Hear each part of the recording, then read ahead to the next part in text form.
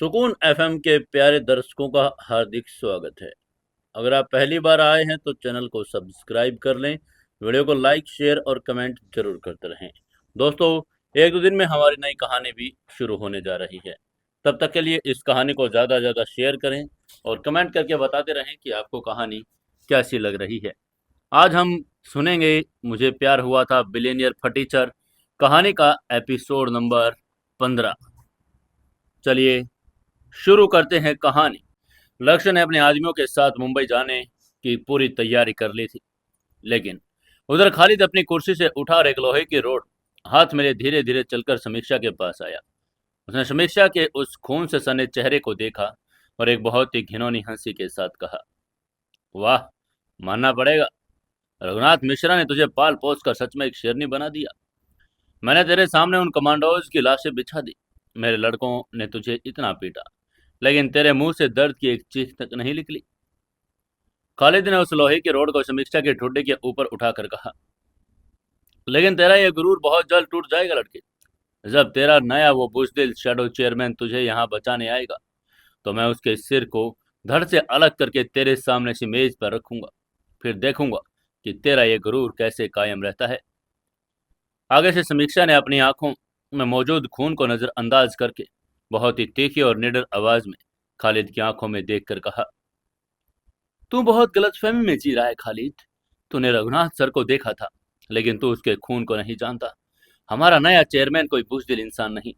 जिस दिन जिस दिन उसके कदम इस मुंबई शहर में पड़ेंगे, तू और तेरे सारे भाड़े के डट्टू भीख मांगेंगे मौत की, लेकिन वो तुम्हें आसानी से मरने नहीं देगा।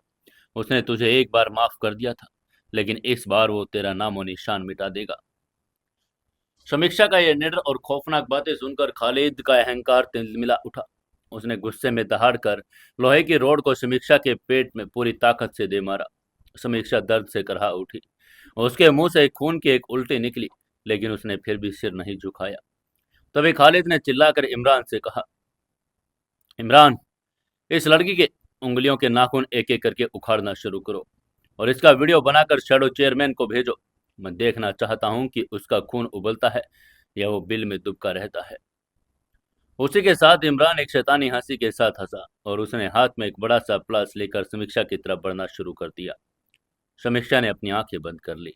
वो दर्द सहने के लिए तैयार थी, लेकिन मिश्रा ग्रुप की कोई भी जानकारी या अपने चेयरमैन की कोई कमजोरी इन दरिंदों को बताने वाली नहीं थी।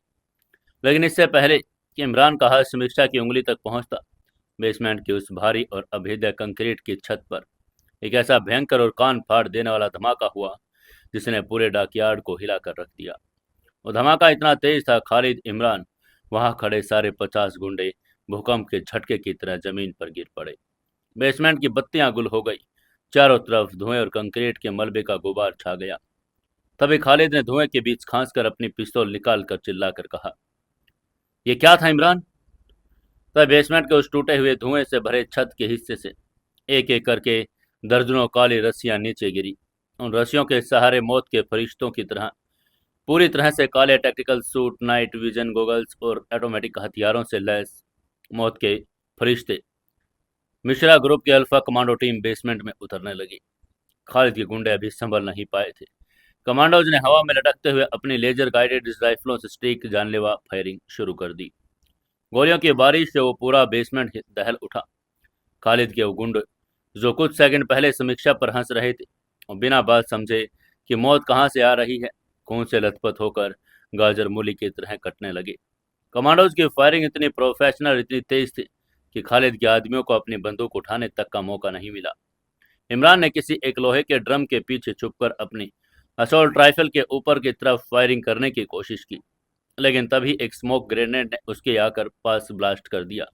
इमरान का विजन पूरी तरह से अंधा हो गया था और उसी घने और सफेद धुएं के बीच से एक साया बाहर निकला। और साया कोई और नहीं, लक्ष्य मिश्रा था। लक्ष्य ने एक लंबा काला ओवरकोट पहना था। उसकी आंखों में कोई नाइट विजन गोगल नहीं था, बल्कि वहां एक ऐसी खौफनाक और बर्फीली मौत की चमक थी जो धुएं को चीर रही थी। लक्ष्य के हाथों में दो भारी ऑटोमेटिक पिस्तौलें थी। इमरान ने धुएं के साए में उस साए को देखकर अंधाधुंध गोलियां चलाई, लेकिन लक्ष्य ने बहुत ही फुर्ती से डाइव लगाकर एक कंक्रीट पिलर के पीछे पनाह ले ली। पलक झपकते ही बाहर निकलकर इमरान के दोनों घुटनों पर एक एक स्ट्रीक गोली दाग दी। इमरान दर्द से चीखता हुआ अपनी राइफल छोड़कर जमीन पर गिर पड़ा। तभी लक्ष्य चलते हुए इमरान के पास आया। इमरान ने कांपते हुए ऊपर देखा। उसके सामने वो शैडो चेयरमैन खड़ा था, जिसे वो एक डरा हुआ बच्चा समझ रहा था। लक्ष्य ने बिना कोई भाव दिखाए अपने पिस्तौल की नली इमरान के माथे पर रखी और बिना एक शब्द कहे ट्रिगर दबा दिया। बैंग!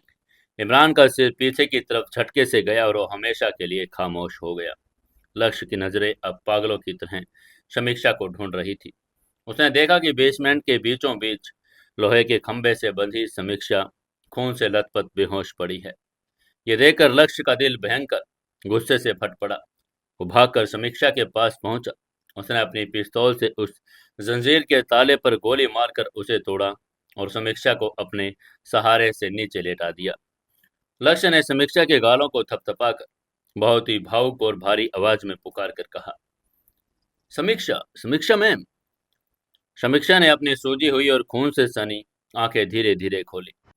उसके सामने लक्ष्य का वो फिक्रमंद और आंसू से भरा हुआ चेहरा था। समीक्षा के उन घायल होठों पर बहुत ही गर्व और सुकून से भरी मुस्कान आ गई। समीक्षा ने खांस कर बहुत ही धीमी आवाज में कहा, बॉस, बॉस, मुझे पता था कि आप जरूर आएंगे। आगे से लक्ष्य ने अपने दो कमांडोज को इशारा किया और आगे कहा, मेडिकल इवैक, समीक्षा को तुरंत सुरक्षित चौपर तक लेकर जाओ। इसे एक क्रॉच भी नहीं आनी चाहिए। फिर उसने समीक्षा के सिर पर हाथ फेर कर कहा, मैं आ गया हूं समीक्षा। मैंने कहा था ना, इस परिवार पर जो भी आंख उठाएगा उसे मैं दुनिया के किसी कोने से खत्म कर दूंगा। आपको कुछ नहीं होगा। तभी कमांडोज ने बहुत ही सुरक्षित तरीके से समीक्षा को उठाया, बेसमेंट से बाहर लेकर जाने लगे। लेकिन लक्ष्य का काम अभी खत्म नहीं हुआ था। बेसमेंट के दूसरे कोने में अपने 25 से ज्यादा आदमियों की लाशें बिछी देखकर खालिद खौफ और दहशत से कांप रहा था। वो अंडरवर्ल्ड का गॉडफादर, जो कुछ मिनट पहले खुद मौत को सुदागर अपने आप को समझ रहा था, आज मौत को साक्षात सामने खड़ा देखकर अपनी पैंट गीली कर चुका था। तभी लक्ष्य धीरे धीरे कदम बढ़ाता हुआ अपने हाथ में वो खूनी पिस्तौल लेकर खालिद की तरफ बढ़ा। कमांडोज ने खालिद को चारों तरफ से घेर लिया था। खालिद ने अपने पिस्तौल लक्ष्य की तरफ ताने, लेकिन उसके हाथ इतनी बुरी तरह से कांप रहे थे कि पिस्तौल उसके हाथों से गिर गई।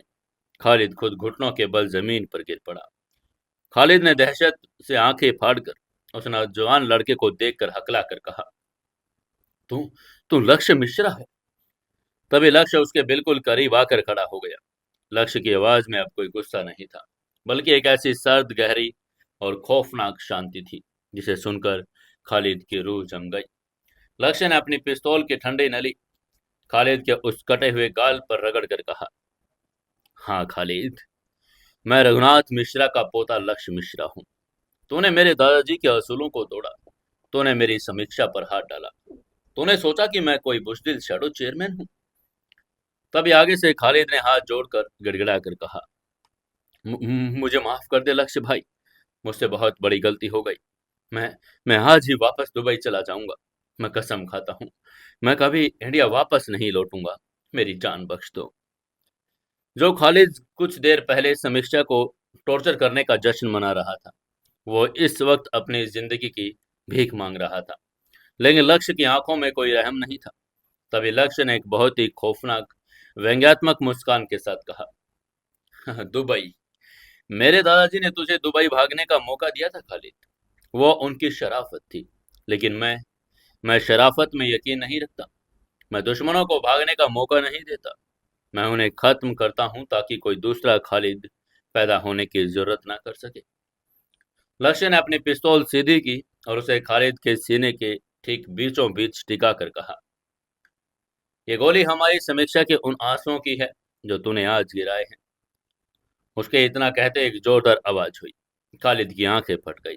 उसके सीने से खून का फवारा फूट गया और वो भारी भरकम खूंखार अंडरवर्ल्ड डॉन बिना कोई आवाज निकाले एक झटके में जमीन पर औंधे मुंह गिर पड़ा।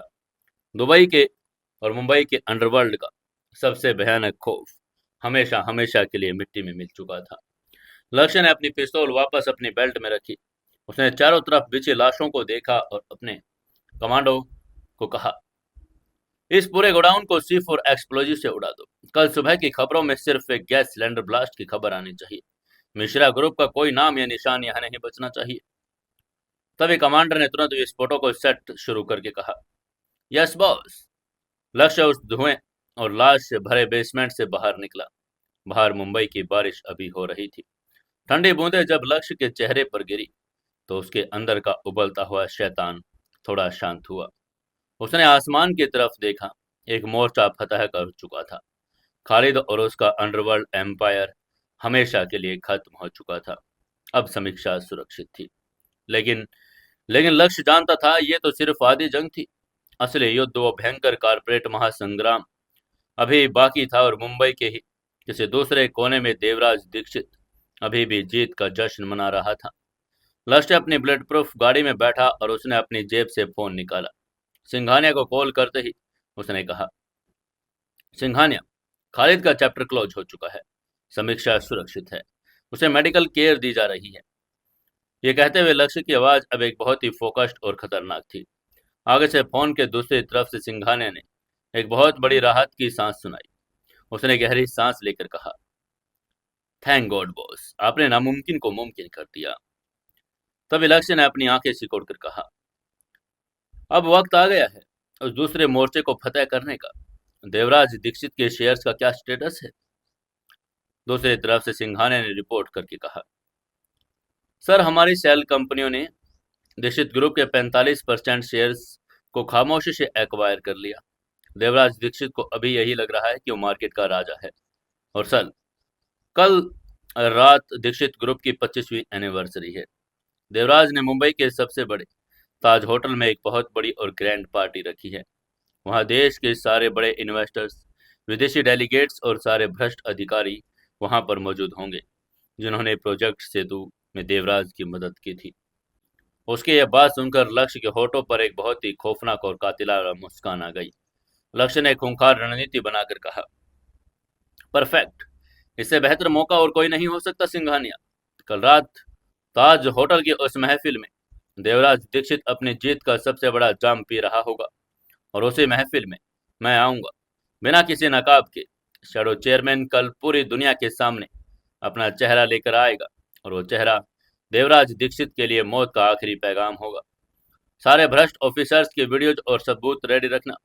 जैसे मैं उस महफिल में कदम रखूं, दुनिया के हर न्यूज चैनल्स पर वो सारे सबूत फ्लैश हो जाने चाहिए। कल रात दीक्षित ग्रुप की वर्षगांठ नहीं, उनकी बरसी मनाई जाएगी। तभी सिंघानिया ने पूरे जोश के साथ कहा, यस बॉस, पूरी तैयारी हो चुकी है। कल का दिन कॉर्पोरेट इतिहास का सबसे बड़ा दिन होगा। उसकी ये बात सुनकर लक्ष्य ने फोन काट दिया। गाड़ी मुंबई की उन बारिश भरी सड़कों पर दौड़ रही थी।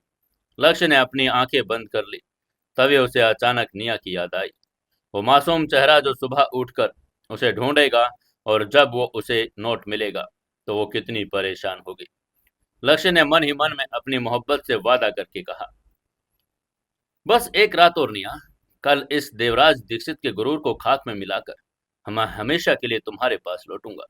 फिर कोई कॉर्पोरेट जंग, कोई अंडरवर्ल्ड का साया हमारे इस प्यार को छू नहीं पाएगा। मैं तुम्हें तुम्हारी वो दुनिया दूंगा जिसका तुमने मुझसे वादा लिया है। रात अपने अंतिम पहर में थी। मुंबई की वो बारिश जो खालिद के खून को धो रही थी, वो अब देवराज दीक्षित के गुरूर को बहा लेकर जाने के लिए तैयारी थी।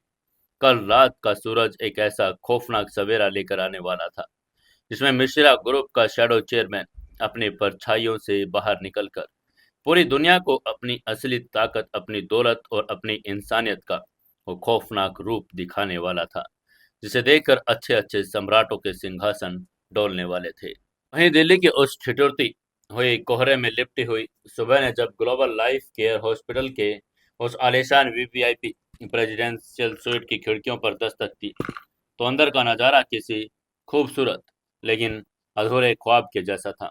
मखमली बिस्तर पर मासूम माही अपनी माँ सिया के सीने से लगकर एक बहुत सुकून भरी नींद में सो रही थी। निया जो रात भर उसे स्वीट के एक आरामदायक काउच पर सो गई थी, उसकी आंखें सुबह की उस पहली किरण के साथ धीरे धीरे खुली। नेहा के होठों पर जागते ही एक मीठी आत्मीय मुस्कान तैर गई। उसे लगा कि वो आंखें खोलते ही अपने उस फटीचर लेकिन दुनिया के सबसे ताकतवर और सच्चे इंसान लक्ष्य को अपने सामने पाएगी। वो लक्ष्य है जिसने अपनी जान पर खेलकर इस परिवार को बचाया था और जिसने नेहा की रूह को अपने बेपनाह इश्क से बांध लिया था। नेहा ने अपनी आंखें मलकर सोफे से उठकर पूरे कमरे में नजर दौड़ाई। नेहा के मुंह से नींद में डूबी हुई एक बहुत ही कोमल सी आवाज निकली। उसने धीरे से कहा, लक्ष्य। लेकिन उसे कोई जवाब नहीं मिला। स्वीट के उस विशाल लिविंग एरिया में सन्नाटा पसर गया। लक्ष्य वहां था ही नहीं। नेहा का दिल अचानक एक अनजाने से खौफ से धड़कने लगा। उसने सोचा कि शायद लक्ष्य फ्रेश होने या डॉक्टरों से बात करने गया होगा। वो अपनी जगह से उठी और जैसे ही उसकी नजर पास रखी साइड टेबल पर पड़ी, उसके कदमों की गति वहीं रुक गई। वहां एक सफेद रंग का कागज रखा था जिसने एक कांच के गिलास के नीचे उसे दबाया गया था। निया के हाथ कांपने लगे। उसने धीरे से उस कागज को उठाया। उस पर लक्ष्य की जानी पहचानी लिखावट में कुछ शब्द दर्ज थे।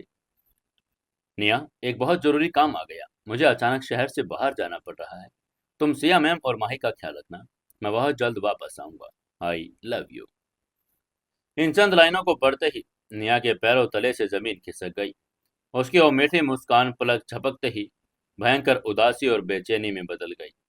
निया ने बुदबुदाकर खुद से सवाल करके कहा, शहर से बाहर अचानक? उसका दिल जोर जोर से धड़कने लगा। कल रात की वो सारी खौफनाक बातें, वो खून और वो लाशें, लक्ष्य का वो शैडो चेयरमैन वाला रूप उसकी आंखों के सामने फिर से घूमने लगा। निया ने उस कागज को अपने सीने से लगा लिया। उसकी आंखों से आंसुओं की एक धारा फूट पड़ी। वो वहीं फर्श पर घुटनों के बल बैठ गई। उसने मन ही मन में कहा, तुम फिर चले गए लक्ष्य। मुझे इस तरह अकेले छोड़कर तुम कैसे जा सकते हो? ये सोचकर निया सिसक कर रोने लगी। उसे लक्ष्य की याद इस कदर सताने लगी कि उसका सांस लेना भारी हो रहा था। उसे उस नीम के पेड़ के नीचे बिताए वो पल याद आने लगे जब लक्ष्य ने उसकी आंखों में देखकर कहा था कि वो उसे दुनिया की हर बुरी परछाई से बचाएगा। निया का दिल चीख चीख कर कह रहा था कि लक्ष्य जरूर किसी बड़ी मुसीबत, किसी नई खूनी जंग में उतरने गया है। वो जानती थी कि लक्ष्य का वो खौफनाक एम्पायर उसे इतनी आसानी से चैन की सांस लेने नहीं देगा। निया की आंखों में बहते आंसू उस कागज पर गिरकर लक्ष्य की शाही को धुंधला कर रहे थे। उसने मन ही मन में लक्ष्य को याद करके कहा, जल्दी वापस आ जाओ लक्ष्य। तुम्हारे बिना ये सारी दौलत, ये सारी दुनिया मेरे लिए एक शमशान के बराबर है। मैं तुम्हारे बिना जी नहीं सकती लक्ष्य। निया की सिसकियां उस खामोश स्वीट में गूंज रही थी, लेकिन उसकी ये तड़प उस इंसान तक नहीं पहुंच पा रही थी जो इस दिल्ली से सैकड़ों मील दूर मुंबई की उस खौफनाक आग में जलने के लिए तैयार खड़ा था। उधर दिल्ली में निया अपने प्यार की जुदाई में आंसुओं का समंदर बहा रही थी। उधर माया नगरी मुंबई के एक बड़े secret high security paint house में लक्ष्य मिश्रा अपनी बालकनी के कांच से उस उफनते हुए समंदर को देख रहा था। मुंबई के आसमान में अभी भी काले बादल थे। रुक रुक कर बारिश हो रही थी। लक्ष्य ने एक काले रंग की शर्ट और ट्राउजर पहना था। उसकी आंखों के अंदर जो हमेशा एक बर्फीली शक्ति थी, इस वक्त एक अजीब सी नमी और तड़प से भरी थी। लक्ष्य के हाथ में उसका वो एनक्रिप्टेड फोन था जिसकी स्क्रीन पर नेहा की वही मुस्कुराती हुई तस्वीर चमक रही थी। लक्ष्य ने अपनी उंगलियों को नेहा की तस्वीर के ऊपर बड़े ही प्यार से फेरा। लक्ष्य के होठों से एक बहुत ही गहरी दर्दनाक आह निकल गई। उसने धीरे से कहा, मुझे माफ कर देना निया। मैं जानता हूं कि तुम इस वक्त मुझे ढूंढ रही होगी। तुम रो रही होगी। तुम्हारा वो रोता हुआ चेहरा मेरे सीने में खंजर की तरह चुभ रहा है। मैं भी तुम्हारे पास आना चाहता हूँ निया। तुम्हारे उस मखमली प्यार की छांव में अपने सारे खौफ को भूल जाना चाहता हूँ। लेकिन मेरी इस काली दुनिया ने मुझे जकड़ रखा है। लक्ष्य का दिल निया के लिए इतनी जोर से तड़प रहा था कि उसे मुंबई की सारी दौलत, ये सारा कारपोरेट साम्राज्य एक जेल की तरह लग रहा था।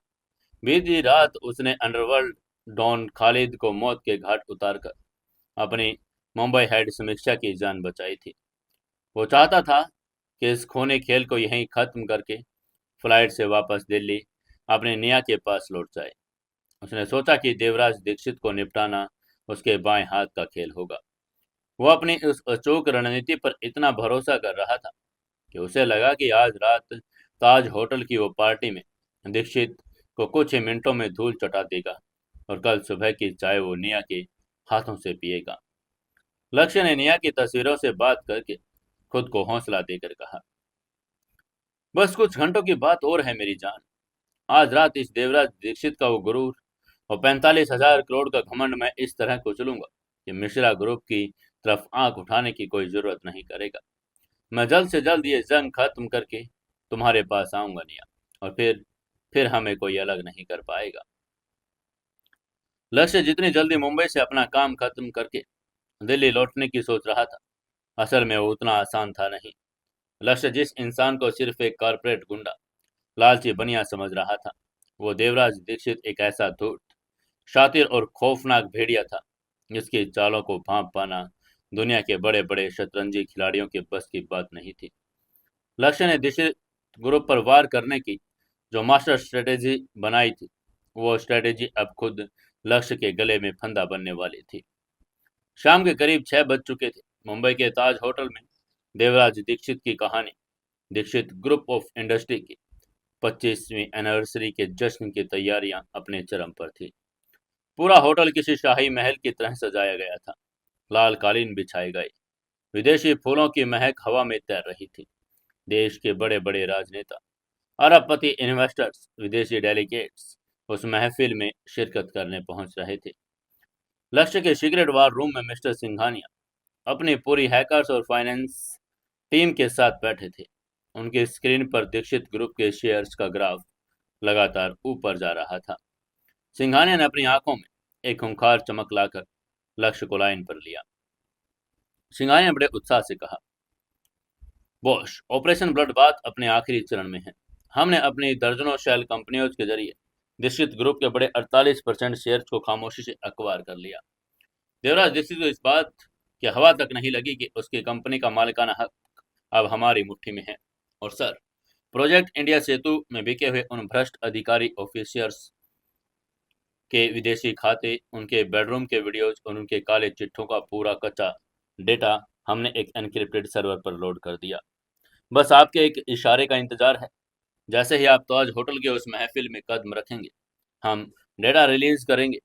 देवराज दीक्षित का साम्राज्य कुछ ही सेकंड में मिट्टी में मिल जाएगा। लक्ष्य ने अपनी पिस्तौल को अपने बेल्ट से लगाया और अपने उस महंगे इटालियन ब्लैक सूट का बटन दबा दिया। आज शैडो चेयरमैन अपनी परछाई से बाहर आने वाला था। लक्ष्य ने बहुत ही सर्द और खतरनाक आवाज में कहा, तैयार रहना सिंघानिया, मैं निकल रहा हूँ। आज की रात कॉर्पोरेट इतिहास की सबसे खौफनाक रात होगी। ये कहते हुए उसने अपना फोन रख दिया। लक्ष्य अपनी ब्लड प्रूफ मैकबे गाड़ी में बैठा और उसका काफिला ताज होटल की तरफ दौड़ पड़ा। रास्ते भर लक्ष्य का दिमाग अपनी जिद के उन आंकड़ों को दोहरा रहा था। उसे लगा कि देवराज दीक्षित को चारों तरफ से उसने घेर लिया है, लेकिन इस कारपोरेट महासंग्राम का असली खेल तो अभी शुरू हुआ था। ताज होटल के उस भव्य और विशाल बैंकेट हॉल में हजारों लोगों की भीड़ थी। शैंपेन के गिलास टकरा रहे थे, विदेशी संगीत बज रहा था। देवराज दीक्षित मंच पर खड़ा था। उसने एक बड़ा महंगा सफेद सूट पहना था। उसके चेहरे पर ऐसा घमंडी, खौफनाक मुस्कान थी जो किसी शैतान के चेहरे पर फीकी पड़ जाए। उसके बगल में उसका वाइस प्रेसिडेंट विक्रम बजाज खड़ा था। ठीक रात के 9 बजे हॉल के भारी और नकाशीदार दरवाजे खुले। दरवाजे पर एक ऐसा शख्स खड़ा था जिसे आज तक इस कॉर्पोरेट दुनिया ने कभी नहीं देखा था। एक ऐसा नौजवान जिसकी आंखों में एक बर्फीला तूफान था, जिसकी चाल में एक खूंखार सम्राट का रुतबा था। लक्ष्य मिश्रा, मिश्रा ग्रुप का इकलौता और खौफनाक शैडो चेयरमैन। जैसे ही लक्ष्य ने हॉल में कदम रखा, पीछे खड़े उसके कमांडोज ने हॉल के मेन दरवाजों को ब्लॉक कर दिया। पूरे बैंकेट हॉल में एक अजीब सा सन्नाटा छा गया। जो लोग शराब पी रहे थे, उनके गिलास उनके हाथ में रुक गए। कोई इस नौजवान को पहचान नहीं पा रहा था, लेकिन उसके आवामंडल ने सबको सुन कर दिया। देवराज दीक्षित ने मंच से अपनी खूंखार आंखों को सिकोड़कर लक्ष्य की तरफ देखा। लक्ष्य बिना किसी हिचकिचाहट के भीड़ को चीरता हुआ सीधा मंच की तरफ बढ़ा। उसने बड़े ही शांत लेकिन एक भारी आवाज में पूरे हॉल के माइक सिस्टम को मात दे दी। उसने दहाड़ कर कहा, देवराज दीक्षित, बहुत जश्न मना लिया तुमने मेरी खामोशी का। आज मैं लक्ष्य मिश्रा, रघुनाथ मिश्रा का पोता और मिश्रा ग्रुप का चेयरमैन, इस महफिल में तुम्हारे इस छोटी सल्तनत का जनाजा निकालने आया हूँ। लक्ष्य का नाम सुनते ही पूरे हॉल में एक भयंकर तहलका मच गया। लोगों ने हैरान होते हुए कहा, मिश्रा ग्रुप का चेयरमैन ये नौजवान? मीडिया के कैमरे पलक झपकते ही लक्ष्य की तरफ मुड़ गए। फ्लैश लाइट्स की बौछार होने लगी। तभी लक्ष्य ने अपनी जेब से फोन निकाला, मिस्टर सिंघानिया को एक मैसेज भेजा, एग्जीक्यूट। लक्ष्य को उम्मीद थी कि अगले ही सेकंड हॉल में लगी बड़े बड़े डिजिटल स्क्रीन पर भ्रष्ट ऑफिसर्स के वीडियो फ्लैश होंगे। उसे उम्मीद थी सिंघानिया फोन करके बताएगा, दीक्षित ग्रुप के शेयर्स को डंप करके मार्केट क्रैश कर दिया।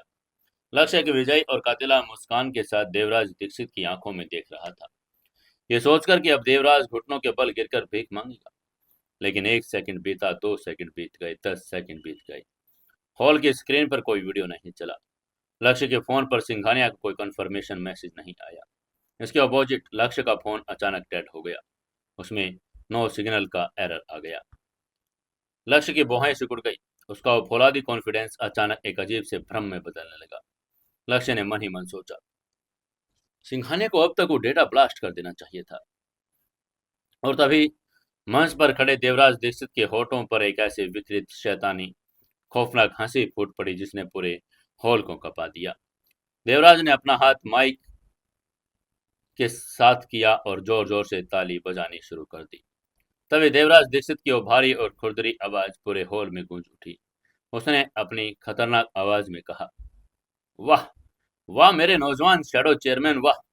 मुझे यकीन नहीं था कि तुम अपने बिल से इतनी जल्दी बाहर आ जाओगे। तुम सच में उस बूढ़े दादा रघुनाथ मिश्रा से ज्यादा बेवकूफ और जज्बाती निकले। उसकी यह बात सुनकर लक्ष्य की आंखों में एक भयंकर गुस्सा आ गया। उसने एक कदम आगे बढ़ाकर कहा, बकवास बंद कर दीक्षित। तेरी कंपनी के 48% शेयर्स मेरी मुट्ठी में है। तेरा प्रोजेक्ट इंडिया सेतु, तेरे भ्रष्ट ऑफिसर्स अब पूरी दुनिया के सामने नंगे होने वाले हैं। तेरी बर्बादी बस एक क्लिक दूर है। लेकिन देवराज दीक्षित की वो खौफनाक हंसी रुकी नहीं। उसने अपने वाइस प्रेसिडेंट विक्रम बजाज को इशारा किया। विक्रम ने एक रिमोट बटन दबाया। हॉल की उन बड़े बड़े स्क्रीन पर कुछ ऐसा फ्लैश हुआ जिसे देखकर लक्ष्य मिश्रा के पैरों तले की जमीन खिसक गई। स्क्रीन पर किसी भ्रष्ट अधिकारियों का वीडियो नहीं, बल्कि उन स्क्रीन पर इंडिया सरकार की नेशनल सिक्योरिटी एजेंसी सीबीआई का एक लाइव रेड वारंट फ्लैश हो रहा था। वो वारंट देवराज दीक्षित के खिलाफ नहीं था, वो warrant Mishra group of industry के खिलाफ था। जिसे लक्ष्य के मुंह में एक धीमी सी लेकिन खौफजदा आवाज निकली। उसने हैरान होकर कहा, ये क्या है? तभी देवराज दीक्षित ने मन से नीचे उतरकर लक्ष्य के बिल्कुल सामने खड़े होकर कहा, इसे कहते हैं चेकमेट। मेरे नादान बच्चे, तुम जिस शतरंज की बिसात पर मुझे मात देने वाले थे, वो बिसात मेरी ही बिछाई हुई थी। देवराज दीक्षित की आंखों में एक शैतानी आग नाच रही थी। उसने पूरे हॉल में मौजूद लोगों को संबोधित करके एक ऐसा खौफनाक राज खोला जिसने लक्ष्य की पूरी स्ट्रेटेजी की धरी छोड़ दी। तभी देवराज ने लक्ष्य के कंधे पर बहुत ही जोर से थपकी मारी और बोला, तुम्हें क्या लगा लक्ष्य मिश्रा कि तुम्हारी वो दर्जनों शेल कंपनियां जो कैमन आइलैंड और मॉरिशस में बैठकर मेरे दीक्षित ग्रुप के शेयर्स को खामोशी से खरीद रही थी, उनकी भनक मुझे नहीं लगेगी? अरे बेवकूफ, जो शेयर तुम मार्केट से खरीद रहे थे वो शेयर्स मैंने खुद अपनी ही डमी कंपनियों के जरिए तुम्हारे जाल में फेंके थे। और सिर्फ फेंके ही नहीं, मैंने पिछले 24 घंटों के अंदर इंडिया के सबसे बड़े सरकारी सॉवरेन वेल्थ फंड के साथ एक ऐतिहासिक मर्जर साइन कर लिया। मेरा दक्षित ग्रुप अब एक सेमी गवर्नमेंट एंटिटी बन चुका है। लक्ष्य का दिमाग सुन पड़ गया। एक सेमी गवर्नमेंट कंपनी पर हॉस्टाइल टेकओवर करना कानून एक भयंकर अपराध था, जिसे सीधा देशद्रोह या राष्ट्रीय संपत्ति पर हमले के बराबर माना जाता था। तभी देवराज ने एक जहरीली मुस्कान के साथ आगे कहा, और रही बात तुम्हारे उस डेटा लीक की, वो भ्रष्ट अधिकारियों के वीडियोज, उनके बैंक अकाउंट के डिटेल, तुम्हें क्या लगा कि तुम्हारे उन हैकर्स ने वो डेटा खुद निकाला था? नहीं लक्ष्य, वो डेटा मैंने खुद तुम्हारे सिस्टम पर इजेक्ट करवाया। मैंने तुम्हारे वार रूम के एक चीफ हैकर कबीर को बहुत पहले ही खरीद लिया था। उसकी ये बात सुनकर लक्ष्य की सांसें गले में अटक गई।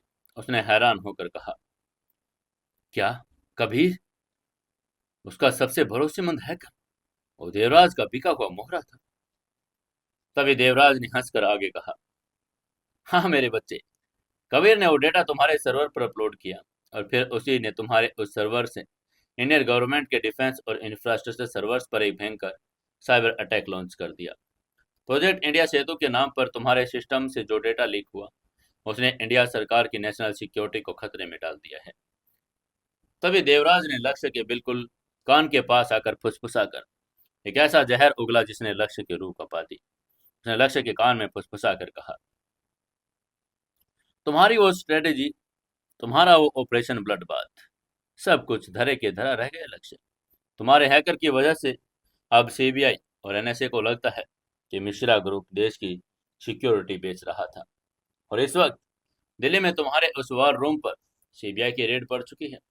तुम्हारा वो वफादार कुत्ता सिंघानिया हथकड़ियों में जकड़ा जा चुका है। तुम्हारे मिश्रा ग्रुप के सारे बैंक अकाउंट्स, तुम्हारी सारी प्रॉपर्टीज, तुम्हारे सारे इंटरनेशनल एसेट इंडिया सरकार ने फ्रीज कर दिए हैं। लक्ष्य मिश्रा, वजह एम्पायर जो अपनी एक उंगली पर दुनिया नचाता था, आज चारों खाने चित हो चुका था। इसे एक खौफनाक और शैतानी चाल के आगे ताश के पत्तों की तरह बिखर गया था। उसका सारा गुरूर टूट चुका था।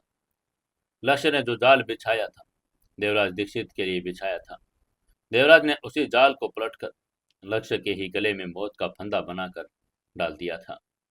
तभी देवराज ने एक कदम पीछे हटकर पूरी महफिल के सामने चिल्लाकर कहा, और सबसे बड़ी बात लक्ष्य, क्योंकि तुमने मेरे दीक्षित ग्रुप के शेयर्स गैर कानूनी तरीके से शेल कंपनियों के जरिए खरीदे, वो अब एक सरकारी प्रॉपर्टी है।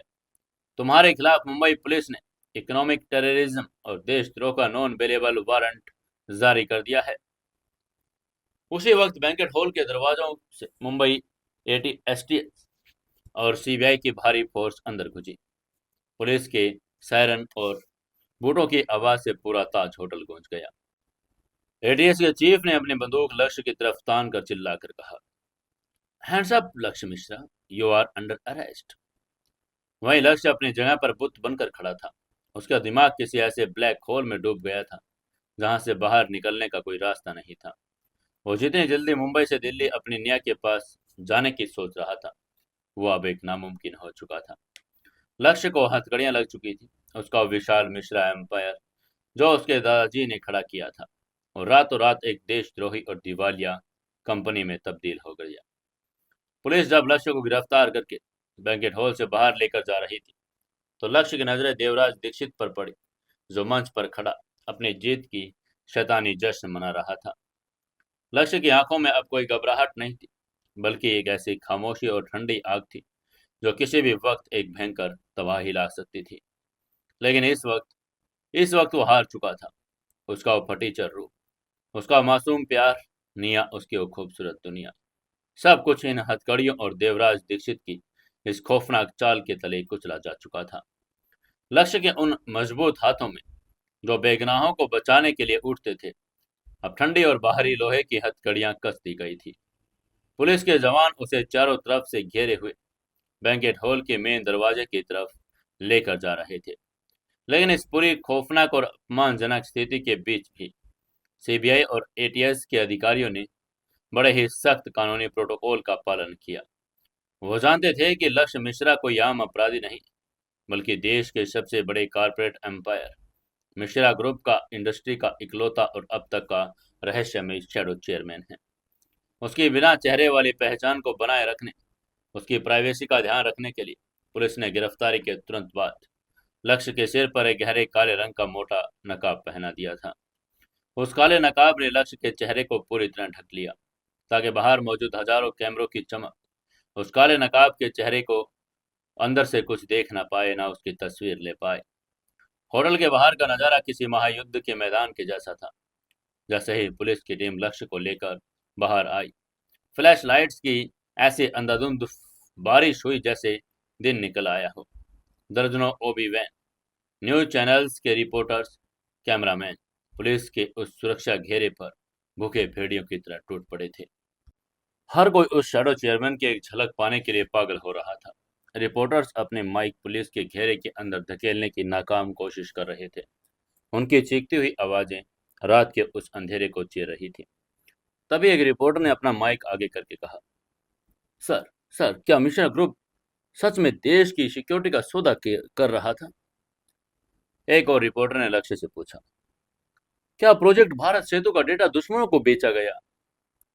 बाकी के रिपोर्टर्स ने चिल्लाकर पूछा, मिश्रा ग्रुप का चेयरमैन देशद्रोही कैसे बन गया? जवाब दीजिए।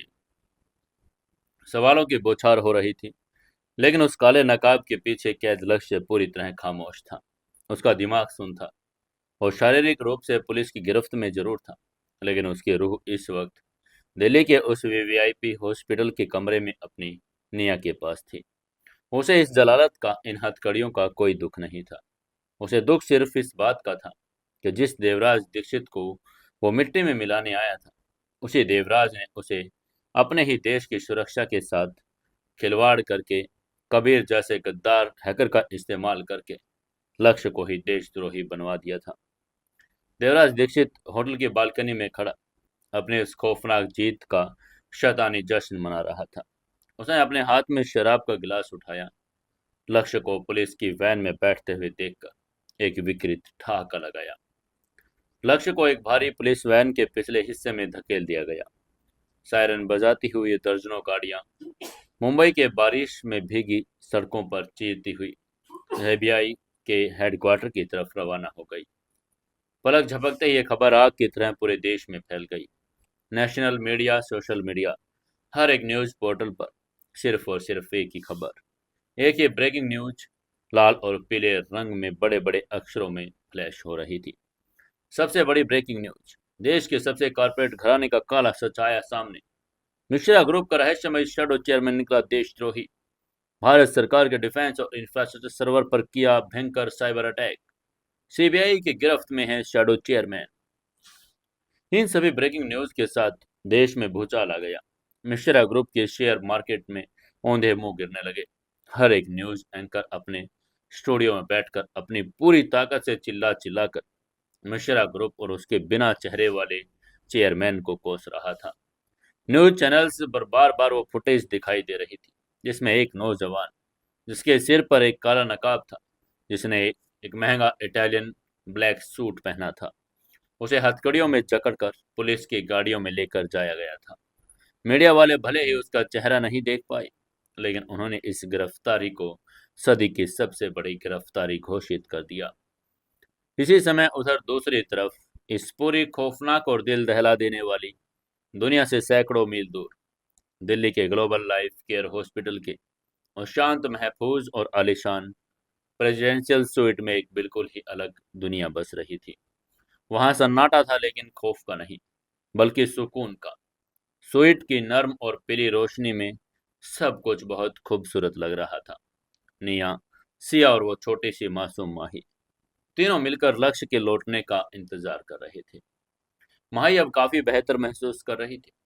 वो बिस्तर पर बैठी निया द्वारा दिए गए उस गुलाबी टेडी बियर के साथ खेल रही थी और बीच बीच में बहुत ही समझदारी भरी बातें करके सिया और निया के चेहरों पर मुस्कान ला रही थी।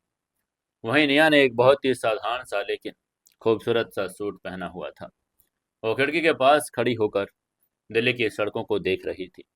उसके दिल में एक अजीब सी बेचैनी थी। लक्ष्य ने सुबह जो नोट छोड़ा था, आज मैं अचानक बाहर जा रहा हूँ, बहुत जल्द लौटूंगा। उसने निया के दिल में कई सवाल पैदा कर दिए थे।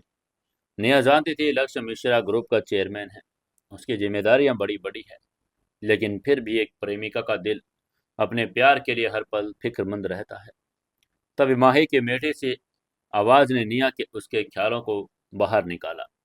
माही ने उसकी तरफ देखकर पूछा, निया दीदी, लक्ष्य मामा कब आएंगे? उन्होंने कहा था कि वो मेरे साथ और भी बहुत सारे गेम्स खेलेंगे। मुझे उनकी याद आ रही है। उसकी ये बात सुनकर आगे से नेहा के होठों पर एक बहुत ही प्यारी और आत्मीय मुस्कान आ गई। वो खिड़की से हटकर बिस्तर के पास आई और माही के माथे को प्यार से सहलाकर बोली, तुम्हारे लक्ष्य मामा किसी बहुत जरूरी काम से गए हैं मेरी जान। वो बहुत बड़े इंसान है ना, उनके पास बहुत सारा काम होता है, लेकिन वो अपनी नन्ही चिड़िया से दूर ज्यादा देर तक नहीं रह सकते। और बहुत जल्द आएंगे और फिर हम सब मिलकर खूब मस्ती करेंगे। ये कहते हुए माही के सिर को सहला रही थी। वहीं सिया भी पास के सोफे पर बैठी थी। उसने अपनी बच्ची को इतनी अच्छी तरह से बोलते और मुस्कुराते हुए देखा तो उसकी आंखों में एक बार फिर नमी आ गई। सिया ने बहुत ही गहरी सांस लेकर कहा, निया, लक्ष्य सच में कोई फरिश्ता है। उसने हमारी जिंदगी में आकर जो चमत्कार किया, उनका कर्ज मैं सातों जन्म तक नहीं चुका पाऊंगी। भगवान उसे दुनिया की हर मुसीबत से दूर रखे।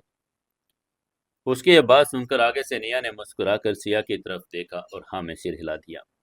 स्वीट का माहौल प्यार, दुआओं और एक अनकही से उम्मीद से भरा हुआ था, लेकिन नियति को कुछ और ही मंजूर था। उन तीनों की ये खुशियां, ये सुकून भरे पल बस कुछ ही सेकंड्स के मेहमान थे। तभी अचानक स्वीट की उस खामोशी को चीरते हुए निया के बैग में रखा उसका फोन बहुत ही तेज आवाज में बजने लगा। फोन की वो रिंगटोन उस शांत कमरे में किसी खतरे की घंटी की तरह गूंज गई। निया ने तुरंत मुड़कर अपना बैग खोला और फोन बाहर निकाला। स्क्रीन पर पापा लिखा हुआ फ्लैश हो रहा था। निया के पिता देश के सबसे बड़े आईटी टाइकून देवव्रत शर्मा का फोन था। निया के होठों पर एक मुस्कान आ गई। उसने सोचा कि शायद पापा उसका हालचाल पूछने के लिए कॉल कर रही होंगे। निया ने फोन उठाया और बड़ी ही चहकती हुई आवाज में कहा, हेलो पापा, कैसे हैं आप? मैं हॉस्पिटल में। लेकिन इससे पहले कि निया अपनी बात पूरी कर पाती, फोन के दूसरी तरफ जो आवाज आई उसने निया के रगों में दौड़ते हुए खून को एक पल के लिए बर्फ की तरह जमा दिया। उधर से उसके पापा ने बात को बीच में काट कर कहा, निया, निया मेरी बच्ची।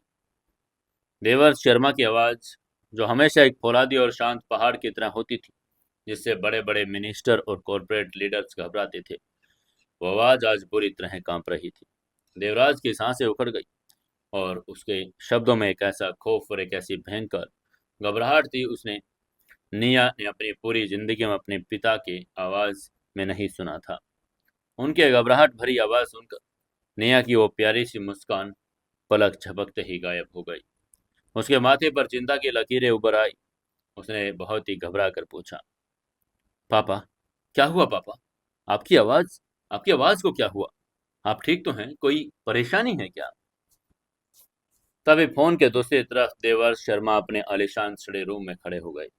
उनके सामने लगी बड़ी सी टेलीविजन स्क्रीन पर न्यूज चैनल्स की वो खौफनाक ब्रेकिंग न्यूज फ्लैश हो रही थी। उनके हाथ कांप रहे थे। उन्होंने किसी तरह खुद को संभाल कर एक बहुत ही डरी हुई और भारी आवाज में कहा, बेटा, निया, तुम जहां भी हो अभी इसी वक्त कोई भी न्यूज चैनल चला कर देखो। जहां से टीवी ऑन करो निया। उसकी ये बात सुनकर निया का दिल अब पसलियों को तोड़कर बाहर आने को बेताब था। उसने घबरा कर पूछा, टीवी क्यों पापा, क्या हुआ? आप मुझे डरा रहे हैं पापा, प्लीज मुझे बताइए बात क्या है? तभी उधर से देवव्रत ने डरी हुई आवाज में कहा, मुझसे सवाल मत पूछो निया, बस जल्दी से न्यूज देखो।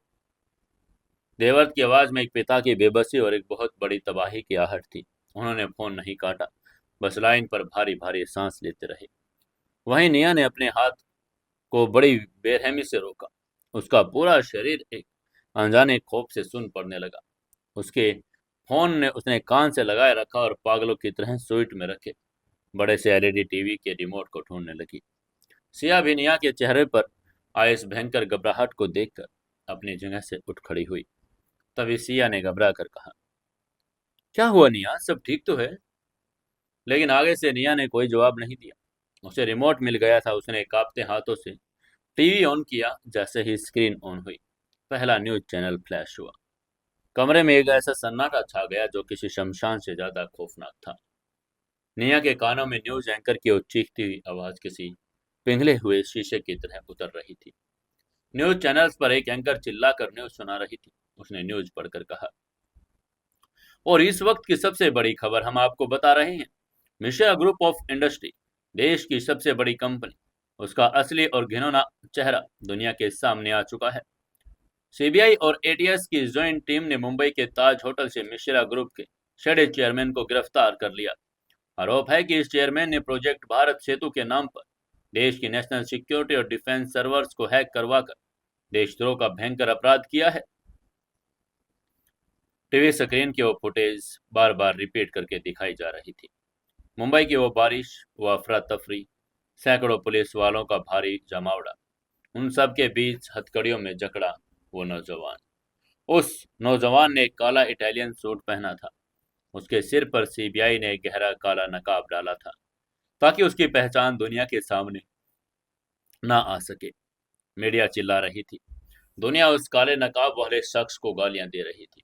लेकिन निया शर्मा, जिसने उस लड़के की रूह से प्यार किया था, जिसने उसकी धड़कनों को महसूस किया था, उसके लिए वो काला नकाब कोई मायने नहीं रखता था। दुनिया के लिए वो एक अज्ञात शैडो चेयरमैन था। लेकिन वो जो इंसान हथकड़ियों में बंधा हुआ पुलिस की वैन की तरफ चल रहा था, उसका वो कद काठी, उसके वो कंधे, चलने का वो अंदाज, निया की आंखें धोखा नहीं खा सकती थी। उसने धीरे से कहा, लक्ष्य। निया के मुंह से सिर्फ शब्द निकला और उसके हाथों से रिमोट छूटकर फर्श पर आ गिर गया। रिमोट के टूटने की आवाज के साथ ही निया के पैरों तले से पूरी जमीन खिसक गई। उसके घुटनों की ताकत खत्म हो गई। वो धम से उसी जगह फर्श पर गिर पड़ी। उसका दिमाग सुन्न हो गया था। उसकी आंखों के सामने अंधेरा छाने लगा था। देशद्रोही, cyber attack, national security. News anchor के वो शब्द किसी खंजर की तरह निया के सीने में बार बार घोंपे जा रहे थे। वहीं सिया भी टीवी की स्क्रीन देखकर सन रह गई। हालांकि सिया लक्ष्य का वो चेयरमैन वाला रूप नहीं जानती थी, लेकिन वो सूट, वो शारीरिक बनावट, सिया का दिल भी जोर जोर से धड़कने लगा था। उसने निया को फर्श पर गिरते देखा तो भागकर उसके पास आकर कहा, निया, निया क्या हुआ? ये जो टीवी पर जो दिखा रहे हैं, ये मिश्रा ग्रुप का चेयरमैन, क्या ये हमारा लक्ष्य है? ये उसे पुलिस क्यों लेकर जा रही है? सिया की आवाज खौफ से कांप रही थी। वहीं बिस्तर पर बैठी मासूम माही इतनी बड़ी कारपोरेट साजिशें, देशद्रोह या साइबर अटैक जैसी बातें वो बिल्कुल नहीं समझ रही थी।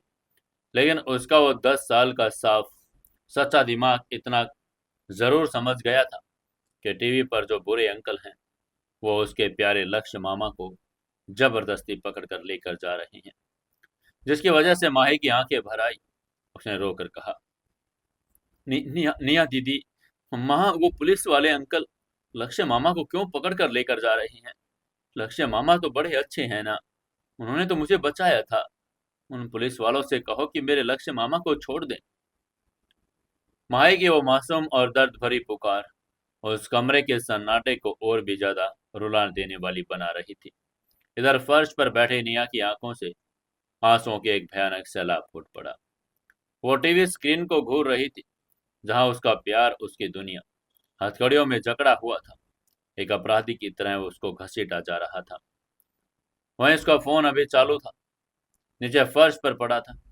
देवर्ष शर्मा की आवाज फोन के स्पीकर से आ रही थी। उन्होंने चिल्ला कर कहा, निया, निया बेटा, तुम ठीक तो हो? मेरी बात ध्यान से सुनो निया, यह एक बहुत बड़ा कारपोरेट ट्रैप है। देवराज दीक्षित ने एक बहुत ही भयंकर चाल चली है। तुम कोई गलत कदम मत उठाना बेटा। लेकिन निया का दिमाग अब मीडिया की उन चीखती आवाजों, देवराज दीक्षित की उस साजिश के बीच एक बहुत ही अलग स्तर पर पहुंच चुका था। अगर कोई आम लड़की होती तो शायद मीडिया की उन चीख पुकार, देशद्रोही के उन भयंकर आरोपों, सीबीआई की उस गिरफ्तारी को देखकर अपने प्यार पर शक करने लगती। वो टूट जाती और वो घबरा कर पीछे हट जाती। लेकिन निया कोई आम लड़की नहीं थी। वो सादगी पसंद जरूर थी, लेकिन उसकी रगों में देवव्रत शर्मा जैसे फौलादी इंसान का खून था। उसने लक्ष्य की उन गहरी, शांत, सच्ची आंखों में देखा। उसने महसूस किया कि कैसे एक इंसान की अपनी ताकत का इस्तेमाल सिर्फ बेगुनाहों को बचाने के लिए कर सकता है। जिस लक्ष्य ने अपनी जान पर खेलकर सिया और माही को बचाया था, जिस लक्ष्य ने निया के लिए एक छोटी सी दुनिया बसाई थी, वो लक्ष्य कभी भी अपने देश के साथ गद्दारी नहीं कर सकता था।